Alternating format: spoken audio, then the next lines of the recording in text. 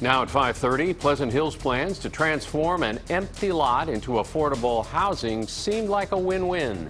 But now nearby residents say it is all too big for the neighborhood.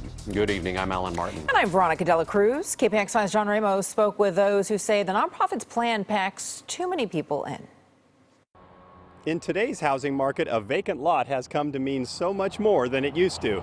The question is, what's the best way to use it?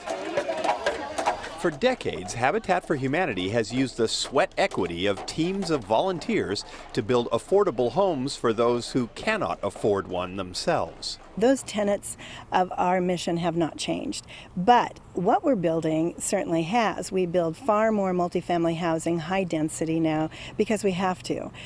And that's what they want to do on this lot in Pleasant Hill. The city just agreed to sell the land to Habitat for the grand total of $10. And the organization says it would like to build 7 townhouses here, even though the property is only 1/4 acre in size. Chad Fight, who lives across the street, has his doubts. I don't know how far you're going to stack them, presumably not more than 3 stories. It's not going to work, at least not so well for the tenants. Habitat says nothing has been decided, but they did submit these concept drawings to the city when making their pitch. It shows 3-story buildings separated by just a few inches. Megan DeVries, who lives right next door, says it took her 15 years to be able to afford her modest 2-bedroom home, and she doesn't relish the idea of 7 townhomes jammed onto the same size lot and towering over her backyard. Feels like it sort of takes the humane out of, Habitat for Humanity. I mean, 7 families living on top of each other in an area that, 50 years ago was designed for a single family. She says she doesn't object to affordable housing and would even volunteer if it was a duplex or 4-plex plan for the lot.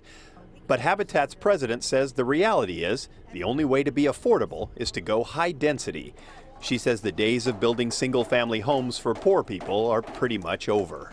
So no, just economically it doesn't pencil out that way anymore. So we have to utilize our land, every inch of it, to the best of our ability. The city did get a couple of bids from private developers, but they wanted to build market-rate housing here. And because this land was purchased with redevelopment funds, it could only be used for affordable housing.